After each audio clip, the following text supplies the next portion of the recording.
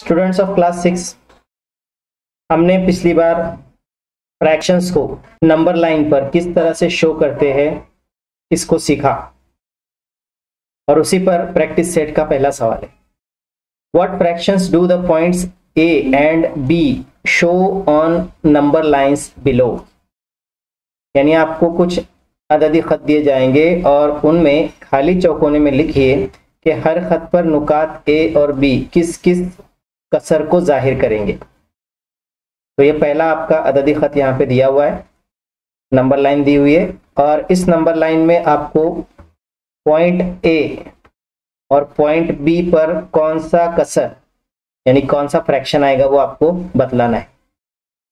तो सबसे पहले यहाँ देखिए, अगर तो ओ जो नुक्ता है वहां पर 0.6, ओ जो नुक्ता है वहां पर 0/6 0/6 है। उसके बाद पहले फासले पर 1/6 और इस तरह से आगे बढ़ते बढ़ते खाली जगह और फिर एक जहां लिखा है वहां पे है 6/6। तो सबसे पहले स्टूडेंट्स हमें समझना है कि जो 0 दिखाई दे रहा है 0/6, ये 0 से लेकर ये 6/6 का जो फासला है, ये जो फासला है इस फासले को कहते हैं यूनिट डिस्टेंस। यूनिट डिस्टेंस कहते हैं इसको, या इसी को इकाई फासला कहते हैं। अब इस इकाई फासले को 6 हिस्सों में बांटा गया है। आप लोग समझ सकते हैं, यहाँ पे देखो, ये पहला हिस्सा, दूसरा हिस्सा, तीसरा, चौथा, पांचवा और छठा। तो 6 हिस्सों में बांटे जाने की वजह से इन सब कसरों का नसब नुमा यानी इन सब फ्रैक्शंस का डिनोमिनेटर 6 आपको दिखाई दे रहा है। और इसको लिखने का आसान तरीका है, पहले नंबर का जो पॉइंट है, पहले नंबर का जो नुक्ता है वहां पे 0/6 लिखा है। उसके बाद पहले फासले को 1/6 लिखा है। अब उसके बाद दूसरे फासले को लिखा जाएगा 2/6 यानी 6 हिस्सों में का दूसरा हिस्सा, फिर 3/6, 4/6 और अब हमें नुक्ता ए पर हम आ गए और नुक्ता ए पर आने वाला जो नुक्ता आपको दिखाई दे रहा है, जो कसर दिखाई देंगी वो रहेगी 5/6। फिर उसके आगे आगे बढ़ते हुए 6/6 और इसी को आगे बढ़ाते जा सकते हैं आप लोग उसी तरीके पर 7/6, 8/6, 9/6 और अब नुक्ता बी पर हम लोग पहुंचे 10/6। ठीक है, फिर आगे आप चाहे तो बढ़ा सकते हैं 11/6, 12/6, 13/6 इस तरह से।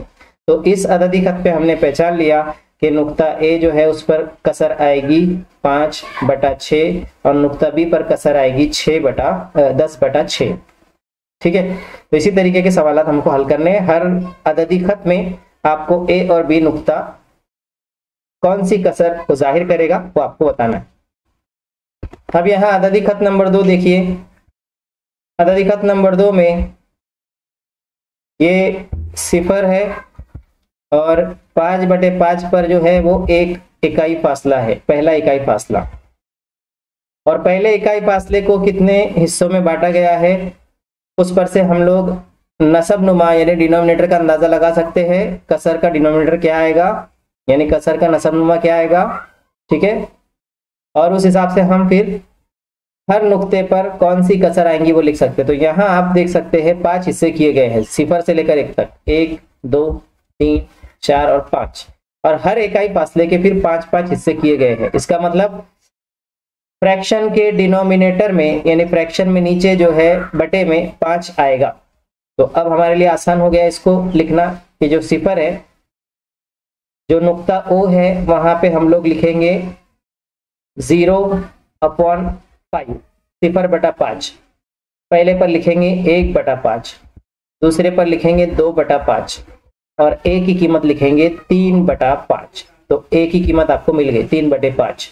उसके बाद का नुक्ता लिखेंगे 4/5। आप देख सकते हैं कि शुमार कुनिंदा यानी जो न्यूमरेटर है उसकी कीमत बढ़ती जा रही है, लेकिन डिनोमिनेटर में 5-5 एक जैसा आपको दिखाई दे रहा है क्योंकि इकाई फासले को 5 हिस्सों में बांटा गया है। उसके बाद 6/5, ठीक है, 5/5 के फौरन बाद, और उसके बाद आएगा फिर बी की कीमत यानी 7/5। तो हमको ए के ऊपर जो नुक्ता मिला, हमको ए पर जो कसर मिली वो मिली 3/5 और बी को जाहिर करने वाली कसर मिली हमको 7/5। 3 नंबर पर आते हैं। तीसरे नंबर पर 0 से लेकर इकाई फासले तक के हिस्से गिनते हैं। तो 0 से लेकर इकाई फासले तक हिस्से गिनने के बाद 1 2 3 4 5 6 और 7 हिस्से किए गए, 7 पार्ट्स। इकाई फासले के 7 हिस्से किए गए हैं। इससे आप आसानी के साथ अंदाजा लगा सकते हैं कि हर इकाई फासला जो है उसके साथ साथ हिस्से किए हुए हैं और नसब नुमा में हमें 7 लिखना है। तो सबसे पहला ओ जो पॉइंट है, ओ जो नुक्ता है, उसका मुहद्दिद, उसका कोऑर्डिनेट, उसकी जगह पे हम लोग लिखेंगे उसकी कीमत 0/7। 0/7 ये कसर आएगी पहली। दूसरे नंबर पर कसर आएगी 1/7, उसके बाद आएगी 2/7 और अब बी की कीमत 3/7। तो बी की कीमत आई बी बराबर 3/7 नुक्ते से उसको जाहिर किया गया। फिर उसके बाद 4/7, 5/7, 6/7 और यहाँ जाहिर सी बात है कीमत आएगी 7/7 जो 1 होता है। फिर 8/7, फिर 9/7 और ए की कीमत आएगी 10/7। तो ए के जाहिर करने वाली जो कसर है वो है 10/7 और बी को जाहिर करने वाली कसर 3/7। तो इस तरह से बच्चों हमने